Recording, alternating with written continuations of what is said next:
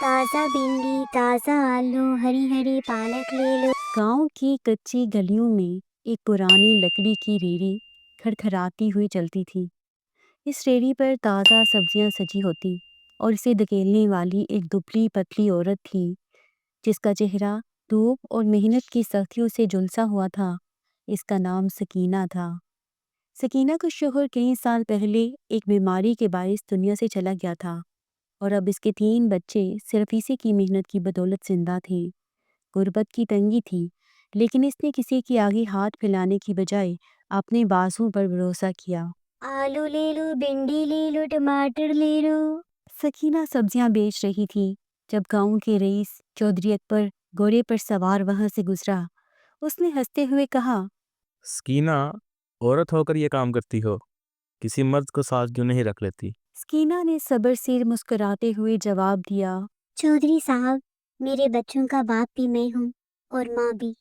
ये कहकर उसने अपनी सब्जियों की तरफ ध्यान दिया और आवाज लगाई, आलू ले लो, भिंडी ले लो, टमाटर ले लो। आलू ले लो, भिंडी। सकीना जब थक हार कर घर पहुंची तो उसका बेटा अहमद, जो किताब हाथ में लिए बैठा था, आकर अपनी माँ से बोला। अम्मी, क्या मैं भी स्कूल जा सकता हूँ? दूसरी तरफ उसकी बेटी आमना, अम्मी, अगर मेरे पास सिलाई मशीन हो तो मैं भी कुछ कमा सकती हूँ। सकीना ने उसको प्यार किया और मुस्कुराते हुए कहा, हाँ बेटा, ज़रूर जा सकती हो, बस तुम्हारी माँ की मेहनत रंग ले आए। अल्लाह ने चाहा तो तुम्हें भी जल्द सिलाई मशीन ले दूंगी बेटा। अगले दिन सकीना सब्जियां बेचने निकली थी कि अचानक बादल गरजने लगे। कुछ देर में तूफानी बारिश शुरू हो गई।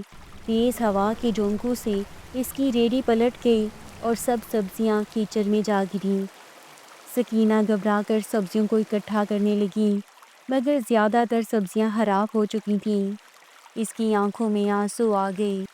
या अल्लाह, अब क्या होगा? अब सारी सब्जियां खराब हो गई हैं। मेरे बच्चों को खाना आज कहाँ से मिलेगा? वो हाली रेहड़ी धकेलते हुए वापस घर पहुंची।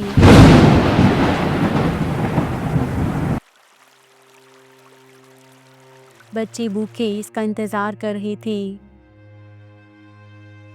अम्मी, आज खाने को क्या है? सकीना ने बहुत सब्र किया और अपने बेटे को बोला, बेटा, आज मुश्किल दिन है। आज मैं कुछ नहीं कमा सकी। सारी सब्जियां नीचे गिर गई।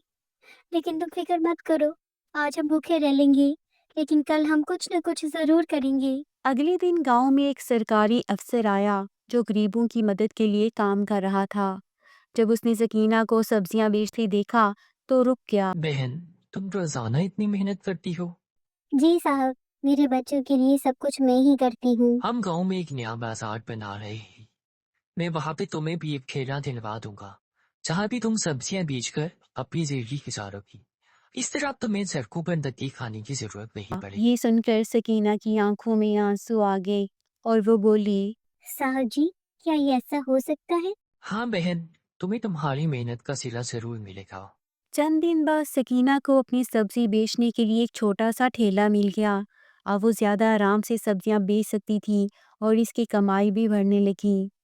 अहमद उसका बेटा स्कूल जाने लगा, जो उसका ख्वाब था, और उसकी बेटी आमिना ने सिलाई मशीन खरीद ली और उसका छोटा बेटा अपने टॉयज़ के साथ खेलने लगा। आमिना अपने बच्चों की तमाम ज़रूरियात पूरी कर कर बहुत खुश थी और बहुत मुतमिन फील कर रही थी। अब उसकी कमाई भी बढ़ने लगी थी।